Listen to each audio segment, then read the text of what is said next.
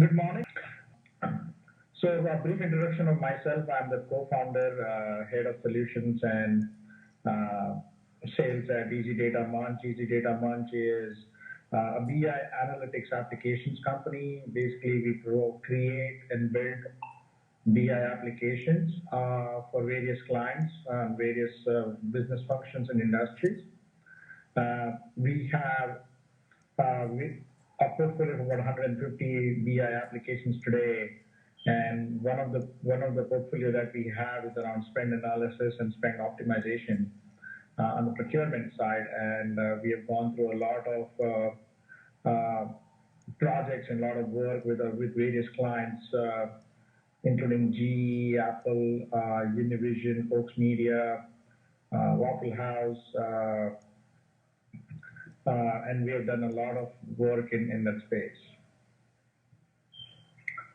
The idea was to talk about some of the best practices that we have seen in procurement and analytics area by working with many customers and clients in many years. So the idea was to share that best practices with everyone else and hear their experiences, what they have seen, what they're doing, and what they would like to do in future. So it's more going to be an interactive session. I just wanted to share that with you. So let me start going through this. So what basically when we look at spend analysis or supply performance analysis for various organizations, there are a lot of key questions that we see everybody is looking to answer. What you're buying, which categories you're spending your money, which suppliers you're dealing with, where are my buyers as an organization, what kind of goods and services they're procuring, uh, how they're procuring those services and goods. Are they looking at going through an RFP process? Do you have a set process in terms of which preferred suppliers you want to work with? How do you onboard the suppliers? How do you draw your contracts and so on and so forth. So there are a lot of questions that everybody would like to look at uh, in the spend area, procurement area, and apart from that, there are a lot of external factors that also affect. So you have supplier diversity, you have natural disasters, and other political issues that can derail a lead time or something that can happen in a country where the suppliers are based out of. It can be bad product, it can be labor laws or some other violations that your suppliers may do, and which can impact can have a risk on your supply chain and so on and so forth. So there's a lot that happens within the space, both within the organization as well as outside the organization. What happens when you look at this kind of environment that you live in, and you try to analyze information that is provided to you? The challenge that we have seen is most of the time organizations do not have enough bandwidth to analyze information. Even the data that you have is incomplete, so you do not have all the data facts points that you can analyze internal, external data information. Uh, to get the data, to sanitize the data, clean the data, and put it in perspective takes too much time. So it's usually a very slow process in most of the organization. There are relationship between the data also becomes a challenge. So you may have duplicates, you may have related companies, but they are not really related in your data sets. Uh, Classification and cleansing can be an issue, overlaps on a vendor. So if you're using a partner or a vendor to provide you clean data, again, you do not know how they're really doing that process unless you really know the methodology that they follow. And at the end of the day, user adoption of analysis also has its own challenges within an organization where people really don't know how to use the data for better analysis and decision making process. So what typically we have seen why a procurement team needs to have some kind of center of excellence kind of for analysis perspective. The reason why a BI center of excellence helps procurement is because you're looking at the right governance of data, right talent in terms of people that you have within your team, technologies that you use, and the processes that you have, which allows you to do a cost-effective way, an agile way of getting the information that you want, analyzing that information you want, and also going back to your suppliers and stakeholders to make sure that you can do effective supplier relationship management. And at the end of the day, make sure that organization is doing the right things in procurement space. So we have the right governance, right talent, right technologies, and right process. These are the core pillars or four core pillars for any analysis, analytics center of excellence that you would like to build within the organization.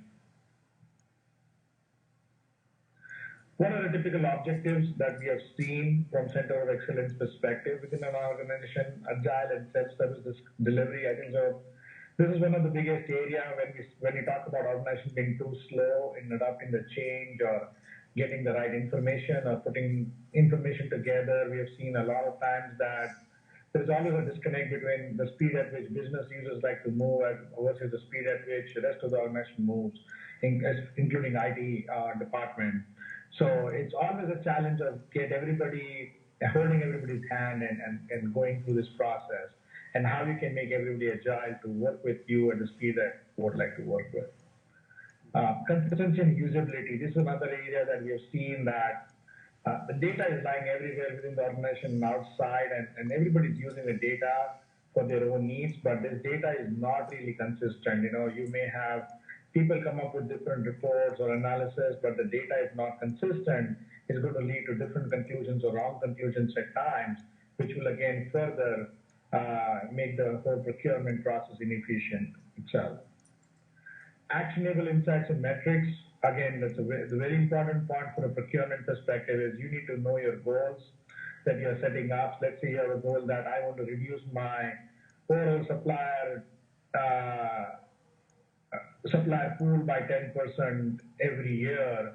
I want to reduce my single source or sole source supplier base. I want to improve my diversity spend. I want to do more work with companies that are more consistent. They have a better management team. They are low risk organizations, and so on and so forth. Then how do you improve? What kind of insights that you can get so that you can go back and negotiate your contracts with those suppliers or basically consolidate your spend and save money at the end of the day. Fiscal responsibilities, I think so this is one of the biggest things that we've seen, that once you have funds to analyze information, how you can make effective use of those funds and resources that you have, and make sure that you're using the right technology tools, you're not spending too much money on technology rather than analyzing information. That's a core that a procurement team has in terms of function. And reliability of the technology, reliability of the people and the processes. So your RFQ process is working well, you're getting the right responses, you're able to analyze the response data pretty quickly, you're able to make decisions that will allow you to, again, save money, grow the organization, do a better supplier coordination and lead management.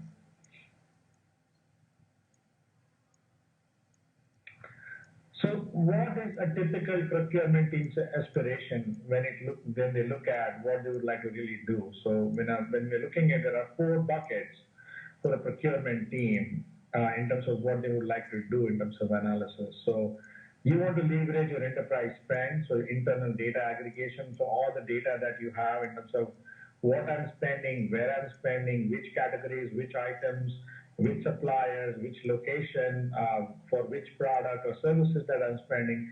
You want to basically get a good hold of that data information within the enterprise.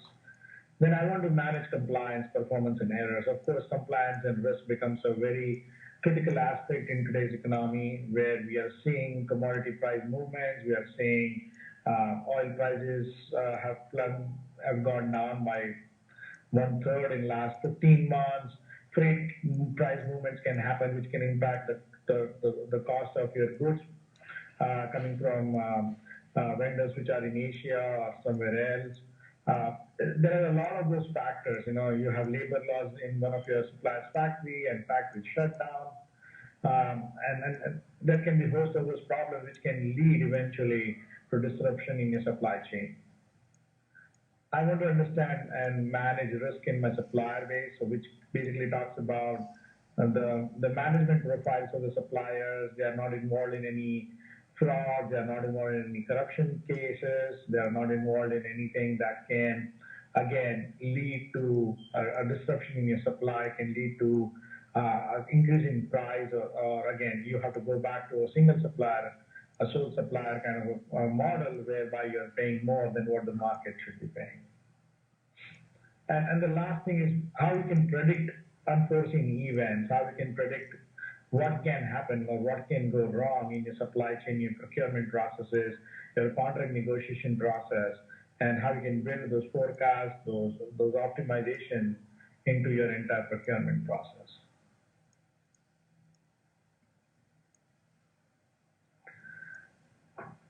So when you're looking at those four aspects that we just discussed earlier, what's a typical blueprint of a procurement center of excellence for analysis looks like? We are looking at smart item data and smart sourcing. That's the core objective that you're looking at. So how does it look like in terms of the overall business model? So you're looking at the data. So you're looking at your client data, your vendor data, social data. You're looking at how you can analyze and visualize that information in terms of vendor management, in terms of onboarding of new suppliers or reducing the supplier overall spend that you have across categories, or move your suppliers across categories.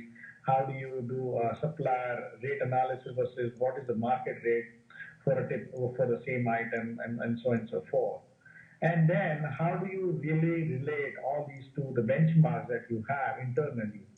How do you classify that data based on your internal standards or UNSPSC standards or any other classification standards that you want to adopt?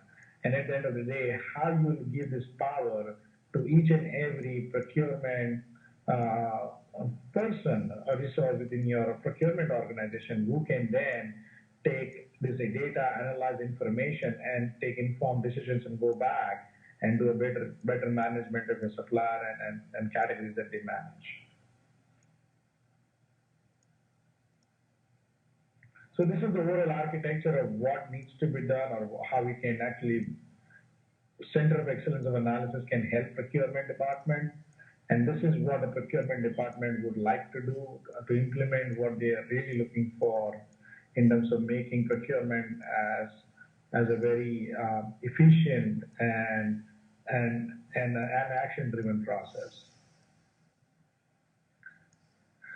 So there are various ways. This is just a way of looking at the data. Can come from various applications or data sources that you may have. We have various ERP systems that you may be using.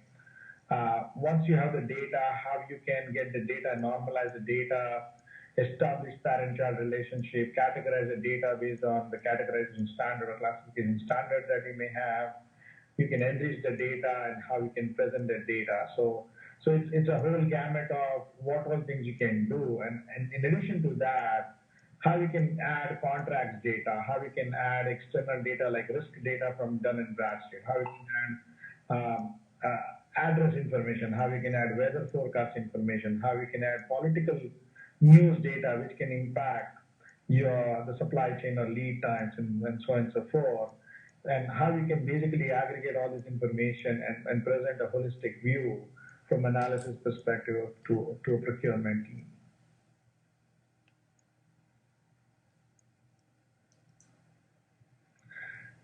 Another factor that we have seen when it comes to procurement, usually people in procurement organization, they try to restrict their analysis to data within their organization, but there is a lot of data enrichment that you can do, and you can help your entire process by looking at information that is outside the organization, as we discussed. So we're looking at real-time news feeds. They're looking at national terror level information, extensive benchmarks, comparison with industry, natural disaster information, and so on and so forth. So there's a lot of the data which resides outside your organization can also be brought in from an analysis perspective.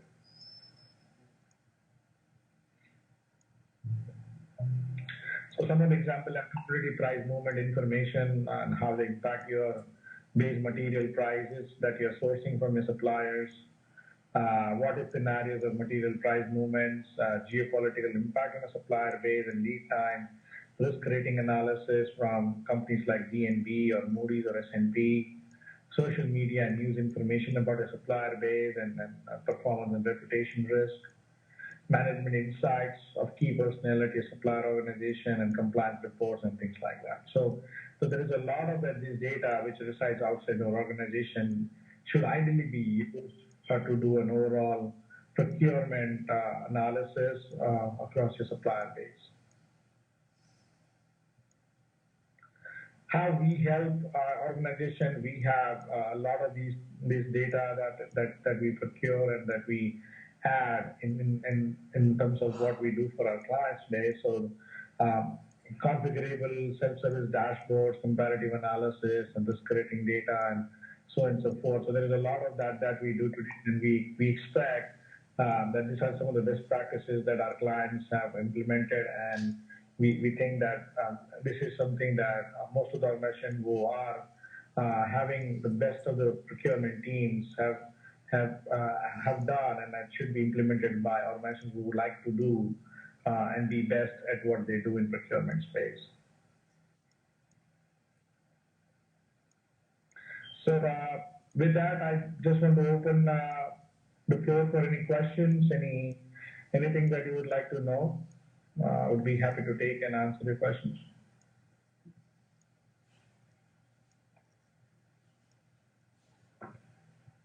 Just a quick question for me, really. Is there any specialism of industry or category that you would work with mainly? So we have worked with multiple industries, Paul. So as of now, we work with around 12 industries. So we have worked with retail, we have worked with manufacturing, auto manufacturing, process manufacturing. We have also worked with travel and hospitality, so restaurant chains, hotel groups, media companies. We have worked with transportation and logistic companies. So they're looking at either cost per mile kind of spend analysis and see maintenance cost and those kind of analysis.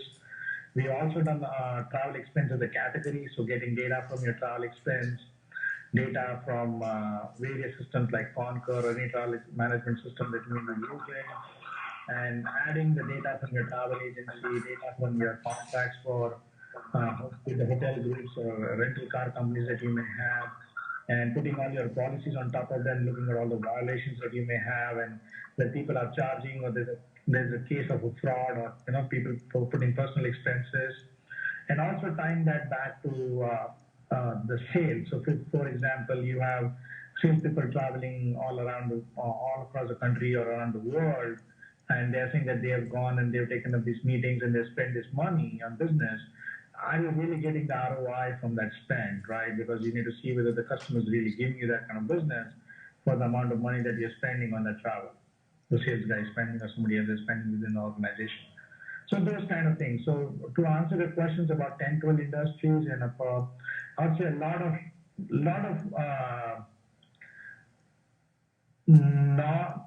of indirect categories, but we have worked with few direct categories in space like energy, oil and gas, and manufacturing. So direct categories like raw materials or packaging and those kind of things. Mm-hmm. And another question, with the pooling and the collating of all the data, would you store it on a client system or would you store it in your own system? So we have both the models, Paul. We have a model where we have our own cloud and we can store the data in the cloud, but we also have an option where a client can choose to store the data in their own infrastructure. Okay. And what formats do you collate the data in? We can work with any format. The tools that we use, we can collect data directly from ERP system or flat files or Excel files. We can directly work with web files, so getting data from commodity stock exchanges or price ticker data. So there is no real data format limitation per se. Good. Okay, that's helpful. Okay, those are the main questions for me. So Paul, are you looking at any specific scenario or a use case that you're working on, or how is the procurement analysis is being driven today in your organization, and what's the future plan? Well, at the moment we've got a team that coordinates their procurement spend, and they tend to do it in quite a manual process at the moment, but they do lots of benchmarking, and they do lots of activities to make sure we're getting value for money. But I'm looking at it from the data perspective, because we work with a lot of, I say, in our environment, we're in the air and transport logistics. So we supply a lot of data to a lot of guys, and we're trying to look at better ways of coordinating that data. Absolutely. So are you more like you're providing data for other organizations to look at in terms of logistic data or other information? Exactly that. We do a lot of work directly with people like in the airlines and the train operators, and we help to coordinate a lot of their data so that it goes straight to lots of other people's systems. So is it the spend data, or what kind of data is it? No, the actual physical data. So, for example, where flights are moving around the world, we manage all of the flight information for those. So it's more about the flight, like the on-arrival times, or how much, those kind of things. But does it really? So, but that doesn't really. It's not really a procurement-related data, correct? No. I mean, people use the data to look at capacity. They look at for route planning, etc. So we've got a lot of clients that take the data in to do analytics. So what I'm understanding, are you looking at a platform that can allow you to do more like a data, build a data lake or kind of a data management platform? That's what I'm thinking at the back of the mind. Just looking. Yeah. That's exactly what we do. So our platform is basically, you can call it as a data lake, because what we do is we get data from multiple sources. So as I said, we have clients who are using our platform as a data lake for data coming in from online sources like Google Analytics or Facebook or Twitter or your iTunes Store or Google Play Store, your Salesforce system, or any other online system. So that's one side of it, right? So social system or online system. Then you also have data coming in from ERP systems, your accounting applications or financial application. You have also data coming in from your third parties like the travel agency data, or as you said, airline data, right? We have worked with a couple of airports where we actually did a flight arrival and analysis and footfall analysis at the airports. Mm-hmm. So again, data coming in from those aspects. We are getting data from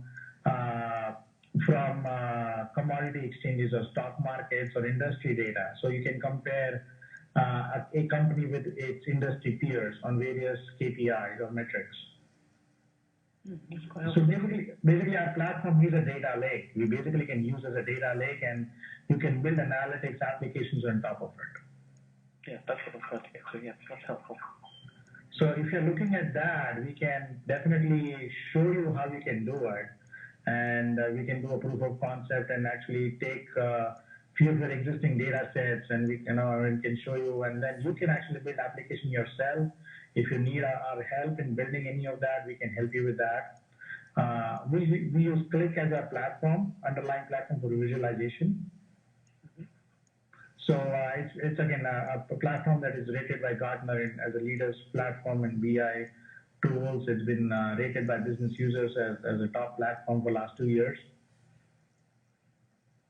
And the data lake that we have is in cloud, but as I said, you have an option to actually buy the licenses and put it in your infrastructure. Or if you have your own private cloud, like if you're using Amazon or if you're using any other clouding company in UK, we can actually put it inside your cloud. Okay, that's helpful. Okay, no. That's very good. Any more questions, Paul? Any other questions for anyone? Not for me. No, I'm okay. That's helpful. Good start for me, just to get my picture in my mind, and I'll need to just have a chat with you guys and just get some ideas from them as well. Just sure. That could go. So, Paul, is it okay if we reach out to you, or you want to reach out to us in terms of if you want to take this As part of this webinar, we are offering a free proof of concept to everybody who attended this webinar. So if you want to take advantage of that free offer, then we can work with you, build a data lake with some small data set that you want to provide. It can be 10 different sources. We don't mind how many sources you give us. That's fine. We can take like small data set of what kind of data typically you work with, and then you can use it as a concept and see whether you guys like to use this model. Yeah, I think probably a little bit ahead of the game in that respect. We need to just look at the direction we're going in and try and understand that first. Sure. Where we can, utilise services like yourselves to add some value to what we're doing. Right, and there is no obligations if you want to do something like that. That's helpful. No, that's helpful. I've obviously got details so far, so that's a good start for me just to get it in my mind of what you actually do. That's helpful. Sure, and if you want, I can send some specific information around the data lake and how we work with. We are working with a lot of organizations here in the U.S. And then a couple of them in UK, where, as I said, they are basically using the whole platform from data lake perspective. Okay, yeah, that'd be fine. Don't mind you doing that. So I will do that. I'll send some information, post this webinar to you, and then reach out to me if you want to. I will offer a free proof of concept, and we can. We also have a data center in UK, by the way, so you can. Just to give you, we work with Xerox, and I think we just migrated to Windows, Microsoft Azure platform. So we have a data center outside UK in London, and we also have a data center in US. So you will be able to take advantage of the local data center as well. Lovely. That's great. Thank you. Okay. If nobody has any questions, thank you everyone for joining this morning. And Paul, good afternoon to you again. And we hope to hear you and work with you. Okay. Thanks for your help then. All right. Well done. Thank you. Thank you.